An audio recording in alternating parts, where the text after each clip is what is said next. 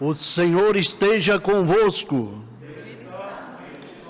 Proclamação do Evangelho de Jesus Cristo, segundo Marcos.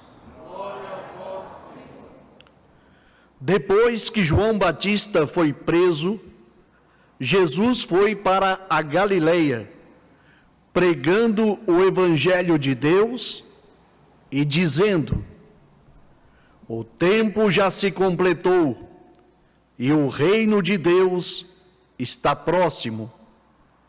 Convertei-vos e crede no Evangelho. E passando à beira do mar da Galileia, Jesus viu Simão e André, seu irmão, que lançavam a rede ao mar, pois eram pescadores.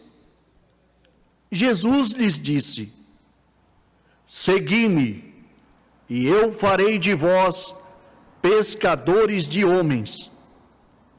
E eles, deixando imediatamente as redes, seguiram a Jesus.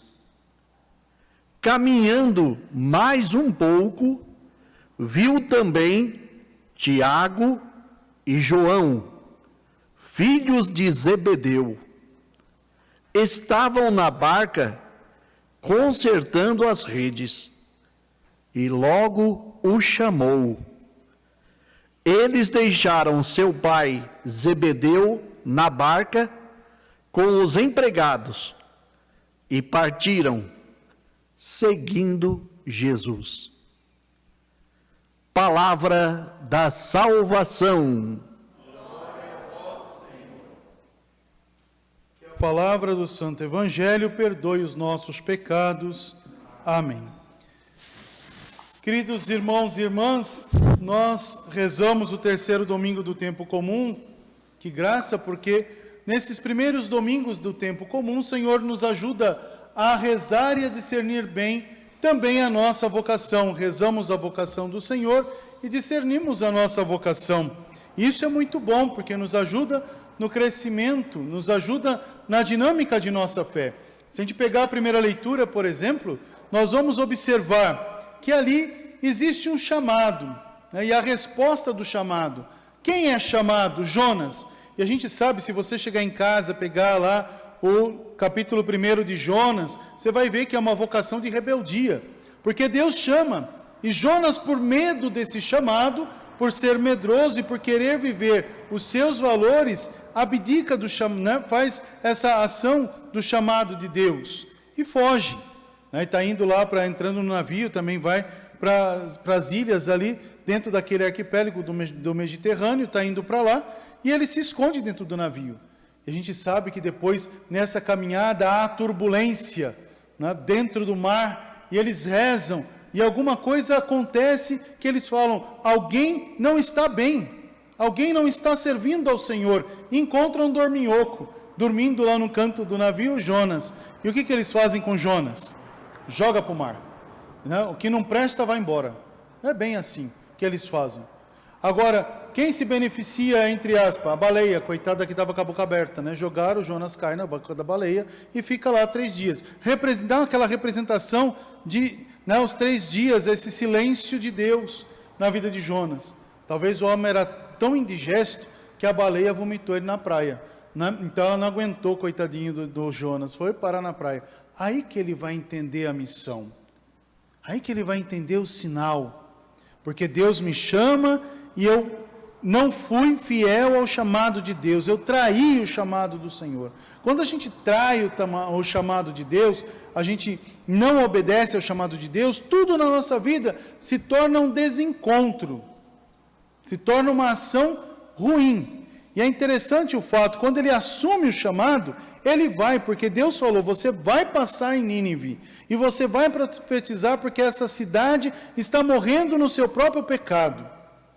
Quando a gente não entende o chamado, a gente morre no nosso próprio pecado. Tudo parece que desaba, né? Eu oriento pessoas, né, no sentido vocacional, e às vezes eu escuto essa frase, né? Acabou o amor.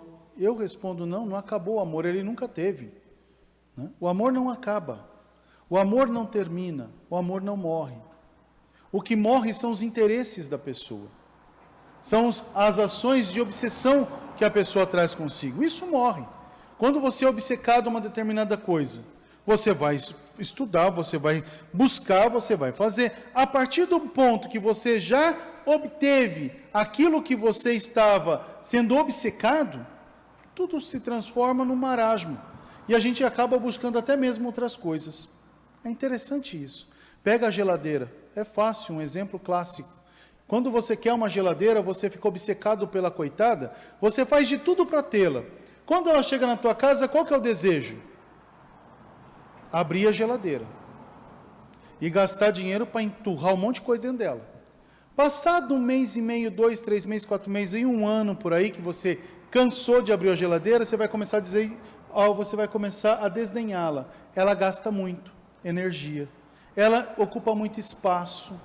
Olha, né, como que ela está, para limpar é uma tristeza. Isso mais as pessoas que organizam a casa. Depois você acaba vendo que passou a obsessão por aquilo, você fala, está na hora de trocar. E ela está boa ainda. Mas você fala, está na hora de trocar. Ela não está mais combinando com a nossa casa. Na verdade, ela nunca combinou com os seus ideais. Mas a sua obsessão fez que tivesse o material. Essa é uma coisa interessante. Quando a gente fala de vocação, a gente observa que quando a gente entende a nossa vocação, tudo muda na nossa vida. As coisas ficam melhores. Quando a gente fala desse amor, vocação, esse amor, vocação, é um amor de profundidade. É um amor de essência. Essa é a parte. É amar a alma. Não é amar somente a aparência, mas amar a alma. Ah, padre, mas eu preciso buscar desse amor. Então faça a experiência do amor. Aonde a gente encontra a experiência do amor? No batismo. Por isso que apontava bastante para a pia batismal, nós colocamos Chiara bem ali naquela realidade. Se a gente não vive bem o nosso batismo, a gente não vive bem a nossa vocação, porque a gente não consegue escutar o chamado de Deus, porque o nosso chamado fica gritando o tempo todo na nossa orelha. A gente pega o texto do Evangelho, vocês viram que depois da morte de João Batista, o Senhor fala, o tempo se completou, é agora. E qual que é a missão? Conversão. Ele quer pessoas novas, pessoas com ideais, pessoas que verdadeiramente assumam a sua vocação.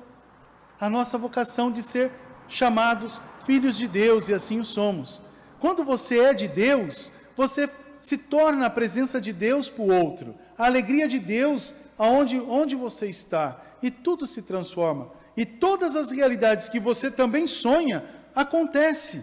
Não porque você sonhou, mas porque houve esse amor de Deus. Houve o amor de Deus, que amou primeiro, e o seu amor, que foi a resposta ao amor de Deus. Olha que ação importante. Então, saber viver a vocação. Vocação é o amor de Deus e, em resposta, o nosso amor a Ele.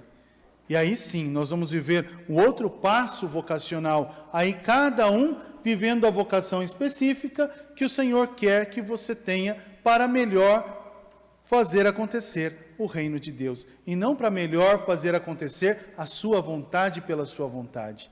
Todos nós, se assumimos a nossa vocação, nós continuamos o Evangelho de nosso Senhor Jesus Cristo. Olha que maravilha! Você é responsável pela continuidade dessa boa notícia. Então, viver plenamente a vocação.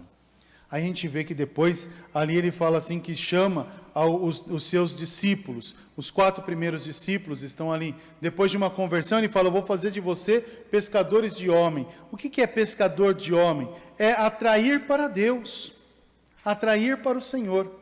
Houve uma resposta, houve uma entrega, houve o tudo, o dar tudo. Aí a gente olha para toda essa dinâmica e se volta um pouquinho aqui a Chiara Lubich, até mesmo para a gente conhecer. Como disse, ela nasce em 1920. Ela, em 43, tem aquela alegria de dar o seu sim para Jesus. Por isso que ela vai colher 3 rosas, 3 cravos vermelhos e vai apresentar a Jesus. Quando ela diz verdadeiramente o seu sim, que ela se entrega totalmente, dizendo, aqui está a minha vocação, ela escuta no caminho uma voz, de Deus falando: você não vai me dar o seu tudo? Me deixa ser o teu mestre. Olha que coisa interessante, né? Eu tinha esquecido até mesmo de dizer ontem e hoje de manhã, essa frase, ela me chama muita atenção, né? Essa frase: você não vai me dar o seu tudo? Me dê o seu tudo, para que eu possa ser o teu mestre. Às vezes a gente não dá tudo para Deus. A gente dá algumas partes para Deus. Eu dou um pouco de tempo, eu dou um pouquinho um pouquinho do que eu tenho. Só que a gente esqueceu que nós fomos pagos por um valor muito alto. Jesus abandonado, crucificado. Esse foi o preço da tua existência, da tua vida. Esse foi o preço da tua vida. Quiçá, se a gente também escute hoje a voz de Jesus dizendo: você não vai me dar o seu tudo. O que é dar o tudo? É entregar a nossa vida a serviço do reino de Deus. Deus não tira nada. Às vezes a gente está falando isso, talvez passa na nossa vida: puxa vida, né, eu tenho um sonho de casar, então não posso casar? Não, não é isso. Você vai casar, você vai ser feliz, né? Se você já é casado, casada, você já é feliz. Se você der o seu tudo para Deus. Dar o tudo para Deus é dizer: Senhor, eu sou todo teu. Chiara, quando disse isso, diante do altar, lhe foi dado um missal e ela ficou muito próximo do altar, assim na hora do sim dela, dessa promessa que ela fez para a ordem terciária. Terciários são os leigos dentro de uma ordem religiosa. E quando ela fez as suas promessas a Jesus, disse o seu sim a Deus, o texto de história de Chiara diz que caiu uma lágrima, uma gota de lágrima no missal. Mostra a dor. Mas houve, acima de tudo, uma alegria incondicional. Porque ela entendeu o que era ser livre. E Chiara foi extremamente livre. Primeira coisa da sua liberdade foi também dizer sim ao projeto de Jesus dentro de uma guerra mundial. A sua família teve que fugir, né? As famílias ali do norte da Itália teve que fugir. Trento fica ali muito próximo de Treviso, tiveram que fugir, né? E olha que Trento, ela nasce em Trento, né? Trento também tem uma outra santa, né? Qual é a santa que nasce em Trento? Madre Paulina. Madre Paulina do coração agonizante de Jesus, a nossa santa no Brasil. Ela nasceu lá na Itália, em Trento, né? Depois veio para Vigolo Vataro, aqui em Santa Catarina, né? A Nova Trento, como a gente chama, Nova Trento. E ali começou essa história de amor. A gente pode dizer que lá de Trento sai santidade, né? Tem santidade em Trento, é uma safra boa. Então, se Deus planta, Deus faz florescer e Deus dá fruto. Agora, será que em Mogi das Cruzes tem santo? Eu fiz uma pergunta, gente. Eu não estou bravo, não. Será que não tem santo? Tem, graças a Deus que a Helena disse que tem, né? Olha que beleza. Tem santo, né? Só que a gente não consegue viver a santidade porque nós damos muita amplitude ao pecado, ao valor temporal, material, egocêntrico, aos valores, esses valores que impedem de viver verdadeiramente a santidade de Jesus em meio. Chiara soube ser livre. Ajuntou vários amigos, subia a Lupiano e também as colinas, né, ali próxima, e fazia o encontro. Nasce um movimento chamado, uma organização de encontro chamado Mariápolis, Cidade de Maria, aonde a gente vive um ideal. O ideal que perpassa pelos focolares é a unidade, a fraternidade, onde todos se tornam um, por uma palavra de vida. E Chiara, dentro dessa perspectiva, cresce. Uma menina do seu tempo, com 19 anos, faz o seu compromisso, as suas promessas a Jesus, vive essa alegria de Jesus abandonado, ressuscitado. Depois ela nos dá a certeza de encontro. Chiara é a mulher da unidade. Ela, muito além do seu tempo, falava da economia de comunhão e falava da unidade, onde podemos encontrar os valores de Jesus em meio. Essa é a parte fundamental do encontro. Chiara tem o diálogo com as outras religiões. Isso só mais lá na frente o Concílio Vaticano II vai fazer na igreja. Olha que interessante. Chiara, ela é escutada e também depois anunciada por 4 papas. João 23, acolhe os pensamentos de Chiara. Paulo VI dá a Chiara a liberdade do diálogo com as outras religiões.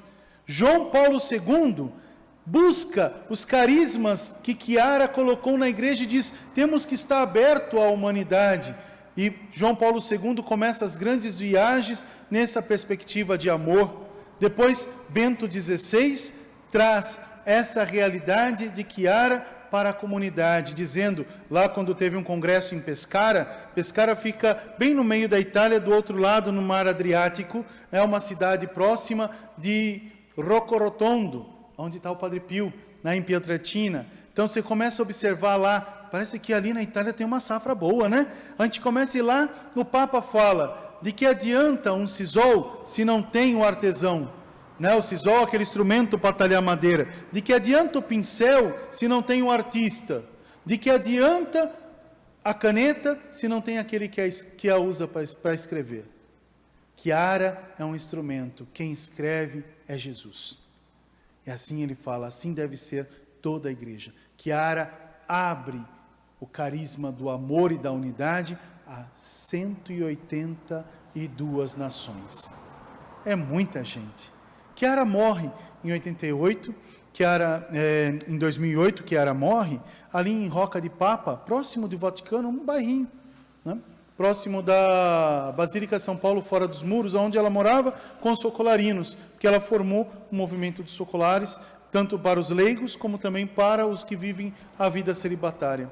Digo para vocês, uma mulher que foi um sinal, se foi clara no mundo, é muito mais clara no céu, porque ainda continua o desejo da unidade.